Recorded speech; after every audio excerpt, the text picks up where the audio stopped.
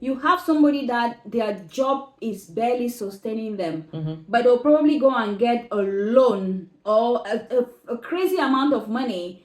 Maybe because I want a big car. I want not to have... even that, Jane. Yeah. You will, same thing. Yeah. You will see somebody not able to, saying they can't have a good meal or they can't afford organic food, but they are the one that have all the expensive handbags. Exactly. All the expensive shoes. These are staying in your cupboards. You're probably wearing them once a month or once every few months. So why are they so much more important than your health? Exactly. Than what you put in your plate. Exactly. That is actually nourishing your body. Yeah. And some people, they put their money where some would prefer to rather go and buy my alcohol. Yeah. Or I'll buy a pack of cigarettes. Yes. Instead of eating healthily. Yeah. So we just need to reprioritize. Yes. Where does our money goes? Where somebody would rather go and buy a pot of noodle and come and eat, and then go and buy a pack of cigarettes. Yeah. That's okay for them. But which is unhealthy. It's very unhealthy. Okay. We know that it is sometimes some of these behaviors are addictive. There are things that people have done for that many. Some people really want to quit, but they struggle. But you can only take one day at a time. Yes, like if you slowly. say, I'm smoking 10 cigarettes a day, you start reducing down, because the truth is, we know that cigarette is going to cause you massive problems in future. Yes. Your lungs are going to be... all those things, sometimes lung cancer, a lot of different things, stroke, the risk of stroke are increased with people that smoke. If you're diabetic already and you're still smoking, your risks are even, it's just a vicious cycle. Yeah. So if you want to quit smoking, there's help out there. Yeah. You need to take yourself there, be intentional that you want to stop. There's a lot of help out there. Yeah. But financially, yes, I understand there are families out there that really, really struggle financially. Yeah. Real struggle. Yes, we understand. But still, even people that really struggle, they can do certain things, okay? So if you're struggling financially to put food on the plate, you can do the rest of the things like exercising, walking, drinking water, because we all have tap water. Of course. It's a fundamental need here in Europe. I know back in Africa, it can be a different story for some people to have a healthy drinking water. But those things are very, easy to do. I would say it like that. Walking, sleeping, different things like that. Yes, food, then you have to be very, very careful what you eat. But eat let's say, from the ground, like Jenny always says, the whole food. Yeah. When you don't have enough, potatoes are good. Yeah. And some people don't have enough, but they eat crisps. Yeah. They eat all the bad things, processed food. Yeah. But you have markets. Area markets where you will get healthy whole food very at cheap, affordable prices. Yeah. So yes, is your priority. What are your priorities? I think even when people say finances, it's looking at your priorities. Okay, not thinking about as much as like clothing. You want to just wear certain things. You just want to be clean. That's what matters. Hygiene, that's all that matters. All they're trying to look good for who? Nobody cares. Just nobody notice. You just want it's to be about clean. You, like, am I eating right? Yeah. It's not even about what we put. No. Because if you put decent clothes on and then your stomach is empty or you're not getting the right nutrients, you're not nourishing yourself properly, that clothes is not going to save your life. Nothing. Because you're just wearing it. What is going to save your life is what goes into your body. So rather have one dress, two trousers, and wearing them over and over, but you're nourishing yourself your body properly. We have stories of family members back in Africa that they have money, or even if they're not well, and then family members send the money to get themselves treated. They keep the money and they keep the money and waiting that when they get better, they're gonna drink with it or buy stuff. But some people end up dying without money there. Yes, and people found loads of money hidden somewhere. when they were actually very ill, and that money could have saved their lives. Exactly. So yes, don't be like that. Okay, so your body is the main important thing. We live in our body. Yeah. Okay, this body here, if it's not here, we can't do anything. No. So this carries us everywhere. So we need to look after it properly. Yeah. And finances shouldn't be an excuse. Okay. No. Yes, if you are really to the point where you have to go to food bank to get the food, but even in the food bank, the healthy options. Yes, you can choose. Healthy options. You can choose. You know, in Africa we have land. Every family will have a land. Yeah, will have a village where they can plant something. And to grow stuff back home is not.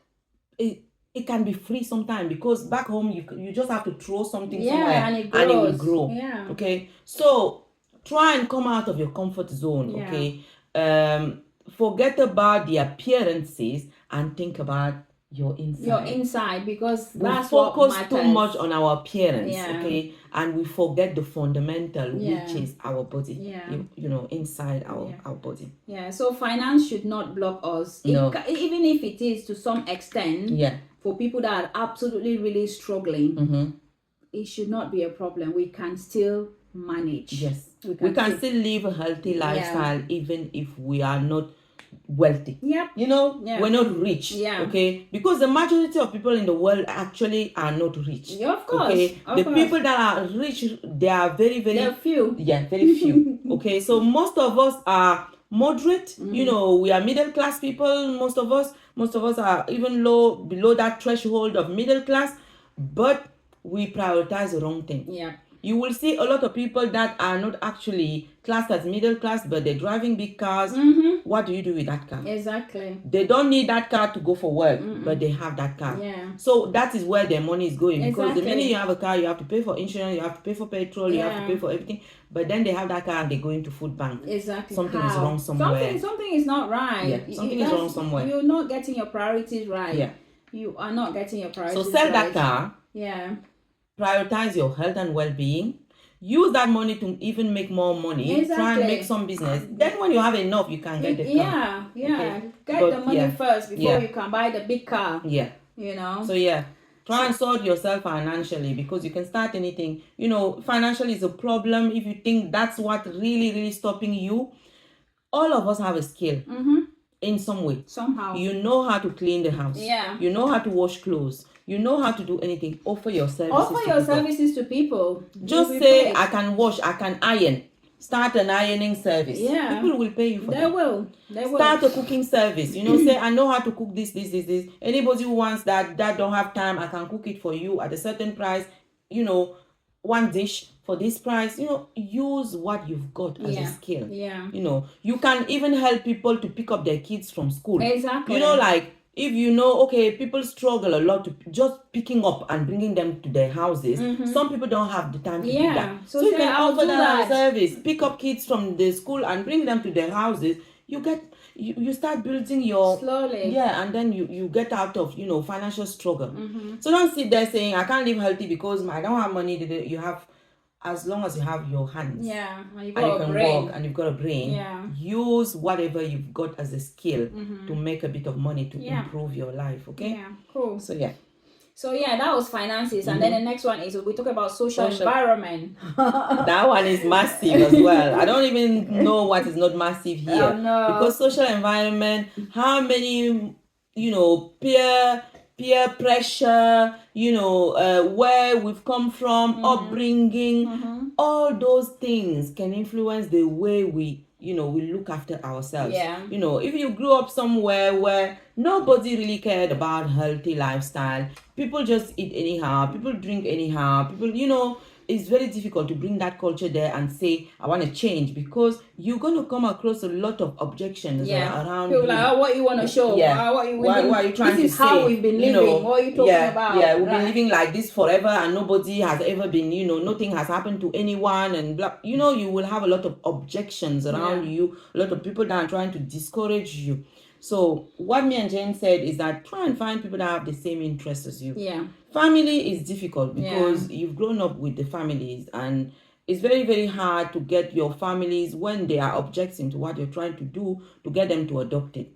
what I usually advise people, I don't know about Jane, in that case, is that sometimes when you're in a family environment where people are not really going to be motivating you to do something, you start doing it without telling them. Yeah.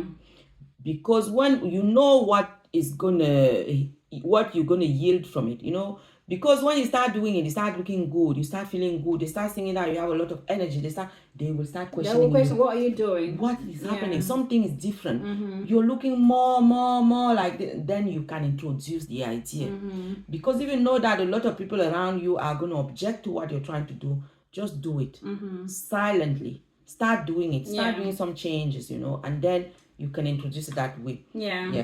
So that's the social environment. You have to find a way around it. And our social environments are different. Yeah. Very different. So you have to find a way around it. Start with yourself. Yes. Don't get everybody on board. And you have friends as well. Even at work, you will see at work they bring chocolate, because it's very rarely they will bring fruit on the table. Yeah. Always chocolate, always biscuit. And every time you're saying no thank you, people will start thinking that you're antisocial. Yeah. You don't want to why can't you just, it's just a chocolate. Yeah. It's just one sweet. Like that. People start thinking you're antisocial. People will start, and it is, how do I say it?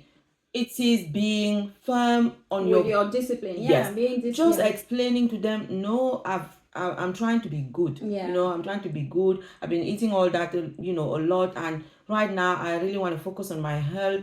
Say it in a nice way at work, and they will understand. And just say, okay, if you want to share with me, please bring some fruit next time. You will see me eating it.